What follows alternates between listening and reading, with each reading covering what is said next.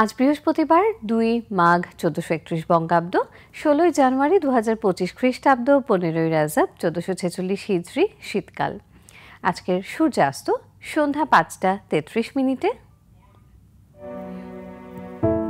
এবং আগামীকাল সূর্যোদয় সকাল ৬টা ৪৩ মিনিটে। আবহাওয়া অধিদপ্তরের পূর্বাভাসে বলা হয়েছে, বৃহস্পতিবার সকালে অস্থায়ীভাবে আংশিক মেঘলা আকাশ সহ সারা দেশের আবহাওয়া প্রধানত শুষ্ক থাকতে পারে। সারা দেশেই রাতের তাপমাত্রা সামান্য হ্রাস পেতে পারে এবং দিনের তাপমাত্রা প্রায় অপরিবর্তিত থাকবে। মধ্যরাত থেকেই সকাল পর্যন্ত সারা দেশে বেশ কুয়াশাও পড়বে।